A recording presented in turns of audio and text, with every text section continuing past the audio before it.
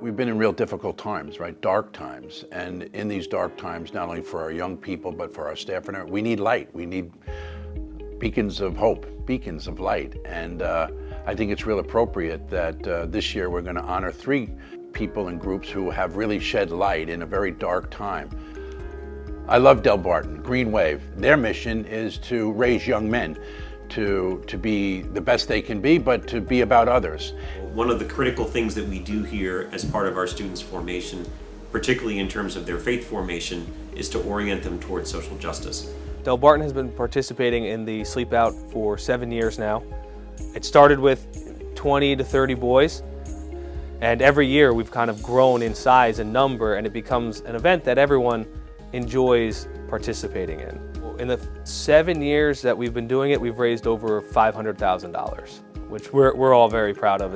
For high school students, that's a lot of money. Yeah, Cheryl McNamara, slept out 16 times. I think that's a world's record. Each time I still think, you do learn something or get a gift, as Jim says, about just more that you have to be appreciative of.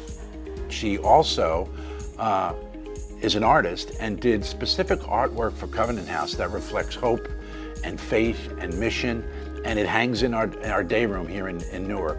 I just believe that someone's environment also affects their attitude and how you feel about yourself. I didn't even know Nancy's place existed in Montclair, which is close to where I lived. It's a wonderful home for kids dealing with mental illness and also homelessness.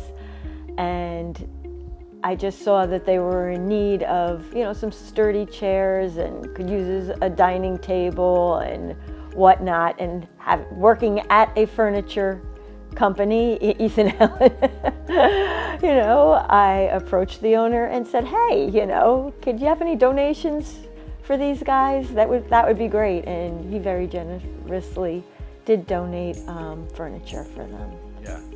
Ben Irvine has been such a gift to us here at Covenant House. He is a real brilliant guy who has shared his expertise. He's a high-powered player in Salesforce and really knows technology extremely well. We've gotten to work with larger groups of kids at Covenant House as well to do resume workshops to really drive home that idea of digital literacy.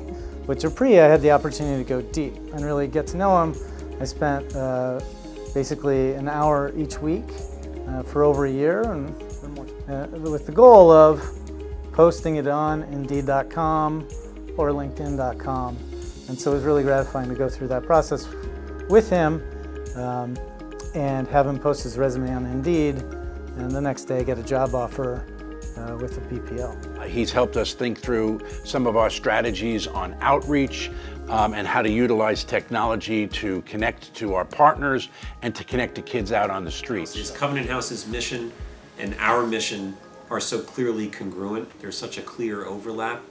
We know where our next shower is coming from and our meal, so it's just a little thing to do that, hey, if it's going to help, I'll do it.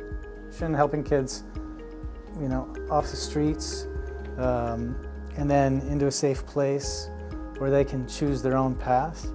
That in and of itself is inspiring as I think about how I want to give back. So it's really appropriate that we honor Ben and Cheryl and Delbarton this year during this challenging time. They truly deserve the Beacon of Hope Award. We're honored to give it to them. It's a celebration of commitment, of faith, of hope, and of love. And so I'm thrilled to be able to name all 3 of them as Beacon of Hope recipients this year.